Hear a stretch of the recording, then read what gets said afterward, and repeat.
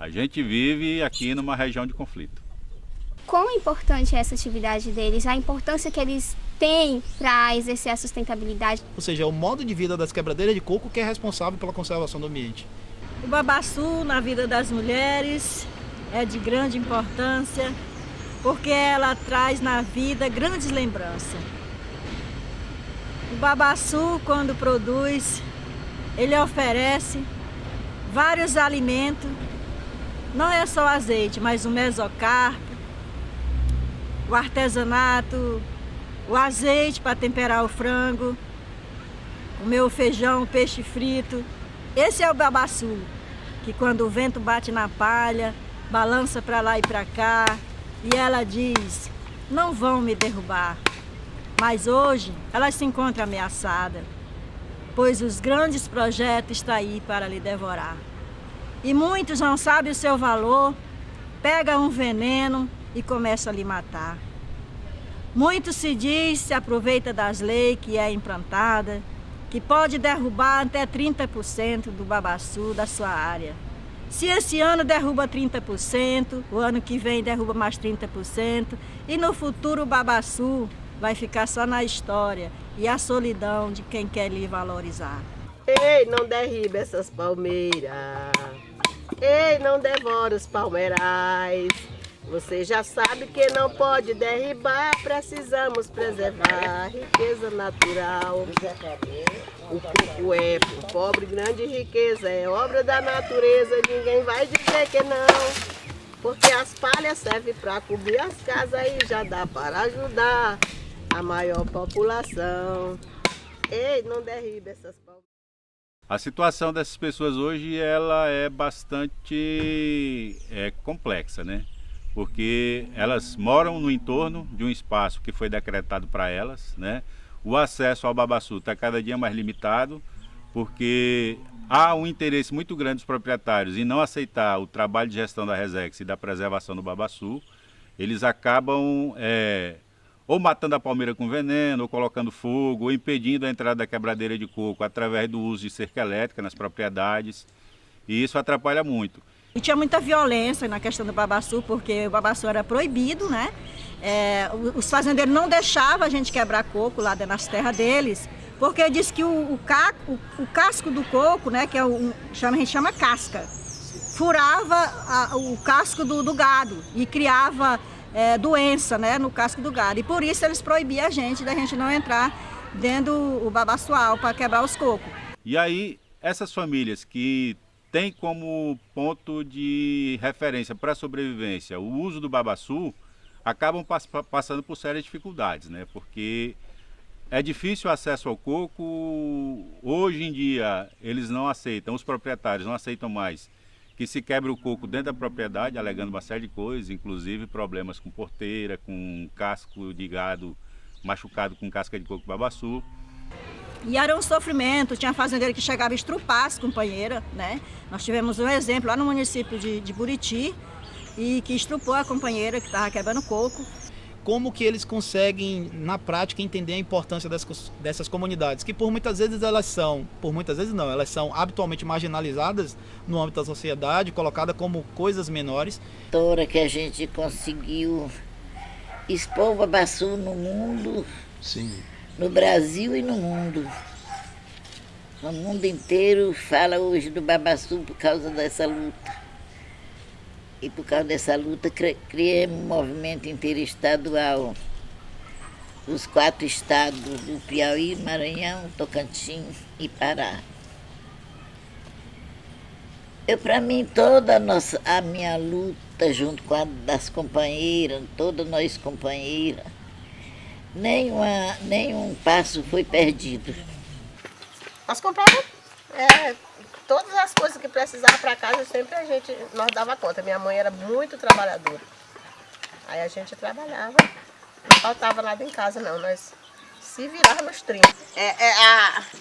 A menina desse tamanho assim, a trouxona desse tamanho assim, e o pedaço de sabão desse tamanho assim, e o sol por ali assim, e a lagoa desse tamanho com um pouquinho de água assim. É que a gente esquece, nós brincava de roda. Ai, olha que sabor maravilhoso.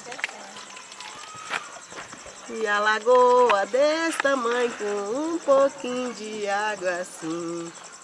E dá pra tomar de manhã como leite, né? Uma vitamina. Isso é bom com farinha, É assim. com ó. farinha e Nós açúcar, estamos bem acostumados. geladinho.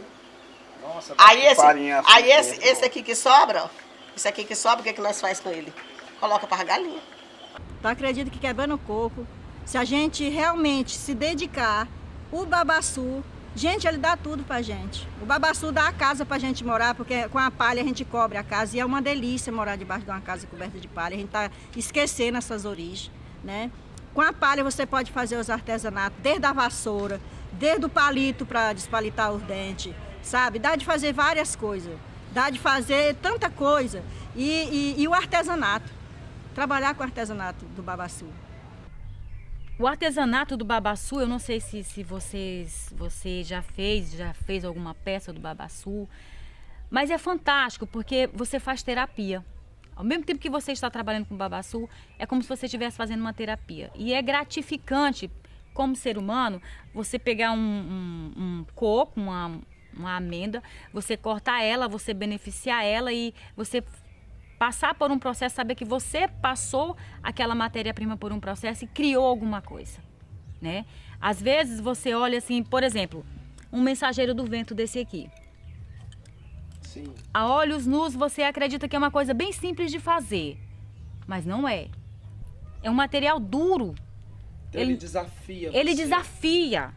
Como é que eu vou criar uma forma para isso? Como é que eu vou dar uma forma para esse trem que não vira para cá, não vira para lá, que eu que vou ter que estar me ajustando? Ou seja, o artesanato do babaçu, você tem que se ajustar a ele. Trazemos para cá, aí tem o nosso companheiro, que além de sócio, é o nosso cortador oficial, o senhor Deusmar Ferreira, que ele inventou uma máquina. A gente foi até a Tobasa, aí ficava difícil, aí nós pelejou para conseguir uma máquina lá, não deu de conseguir, disse que não podia, não deixou nem eu ver ela, para poder copiar, né? A gente copiava, né? Aí não deixou nem a gente ver. Então aí veio necessidade para o artesanato, né? Porque se não cortar as partilhas não tem como produzir. Aí foi por causa da necessidade de fazer o artesanato, aí cortando partilha de uma por uma tava difícil. Aí fui inventando ela devagarzinho fui inventando, fui aperfeiçoando, até chegou nessa invenção aí de cortar o coco inteiro, né? As 4 partilhas. Vai sentar mais 3, 4, 5, 6, 7, 8 mulheres e vai tirar o excesso, a massa do coco. E a amêndoa. E a amêndoa, né? Então já vai para o 3º processo. Depois de fazer isso, aí nós vamos sentar todas nós em lixadeiras. E nós vamos lixar essas peças de um lado, do outro e lateral.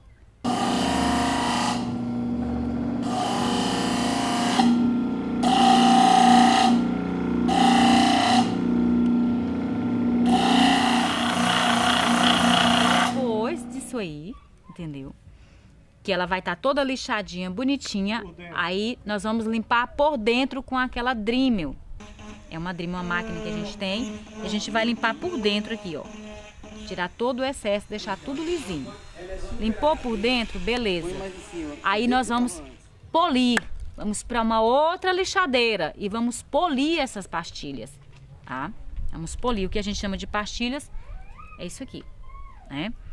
Aí depois de polida, aí a gente vai para a mesa de montagem.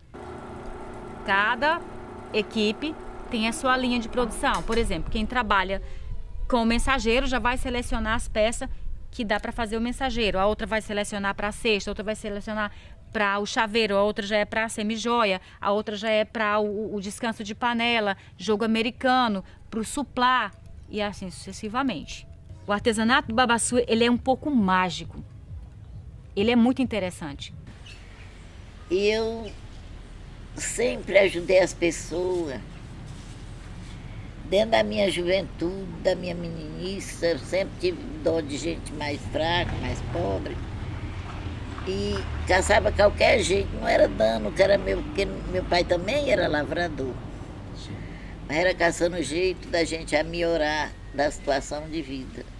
E a gente conseguiu, aí foi assentada essa fazenda, foi assentada 268 assentado lá no PA Santa Cruz. Aí na mesma época também teve a Ouro Verde, que é 200 e poucos assentados que foi assentado. Aí teve a Mutirão, que também foi tudo desapropriada, tudo depois da morte do Josimo. Então o Josimo na vida dos agricultores foi uma luz.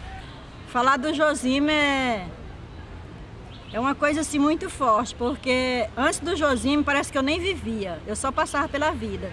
Então a partir da hora que eu conheci ele, me parece que ele trouxe uma luz na minha vida e que eu me reconheço como mulher, como ser humano, porque nem esse reconhecimento eu não tinha. Quando mataram ele, que era uma pessoa que nós se identificávamos muito para conversar. O padre Josimo queria ter um mundo de paz só de alegria. Sei que muitos falaram que ele trabalhava a benefício da pobreza, porque iam quebrar coco nas fazendas, aí é despejado tudo fora, porque os fazendeiros não queriam. E através disso foi a morte dele, porque aí o povo disseram que ele trabalhava negócio de terra, ele nunca trabalhou de terra.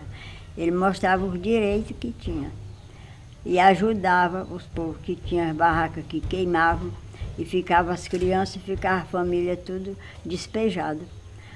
Aí ele mais a luzinha ia ajudar, aí fazia cesta base e levava para o povo que estava tudo com fome.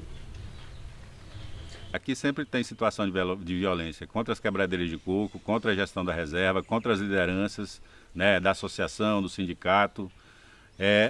Se colocar um fio energizado numa cerca impedindo a pessoa de entrar é uma situação de violência. Se ameaçar uma pessoa com um cavalo em cima dela, quando ela está coletando coco no mato, também é uma situação de violência. Dizer, como tem históricos aí, registros inclusive, de que cada quebradeira de coco que entrasse numa propriedade, o fazendeiro ia deixar um filho nela, também é uma situação de violência. Quer dizer, são situações de todo dia, do cotidiano, silenciosas, muito, né, sempre, né, silenciosas.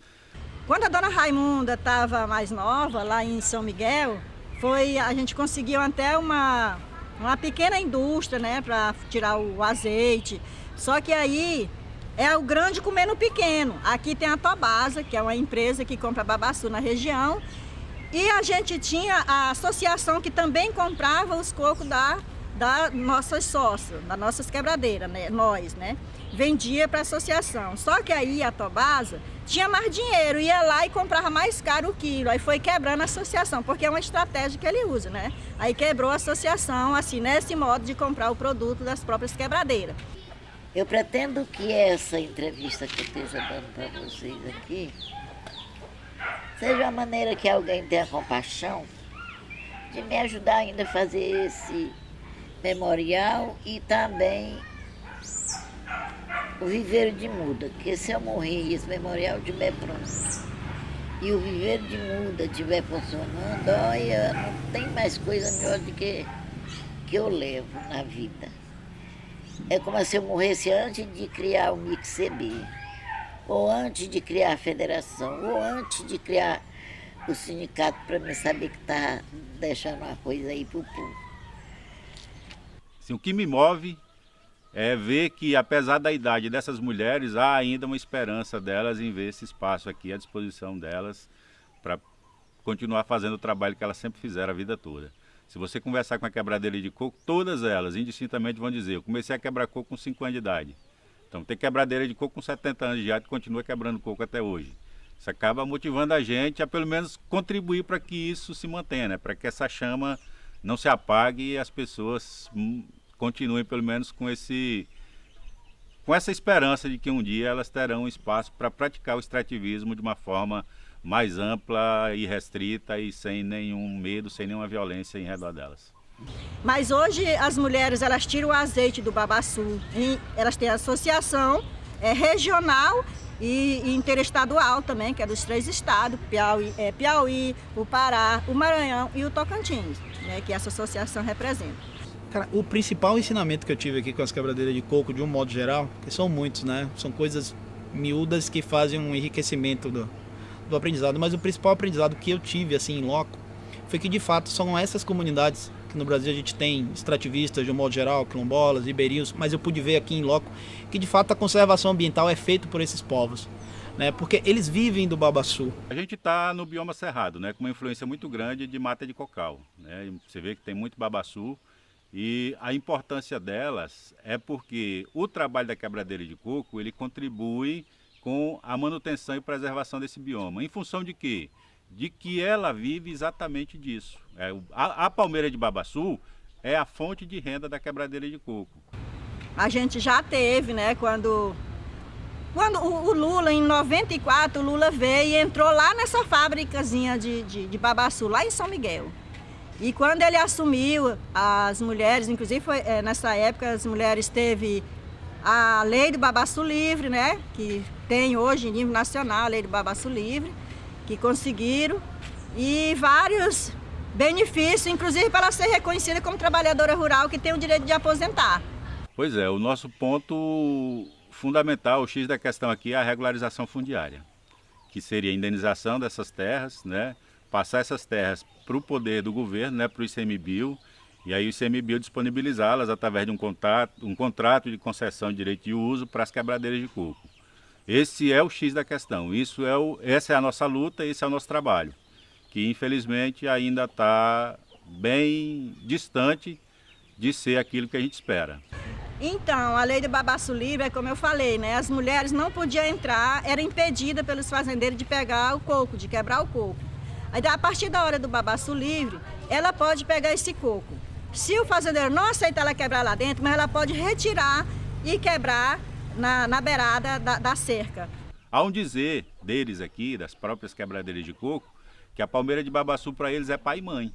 Então, você vê a importância disso para o modo de vida de uma pessoa e a importância ambiental de uma condição de vida dessas aí que hoje a gente está penando muito em função de toda a degradação e da ausência de respeito para com a natureza e da boa vivência do homem com a natureza.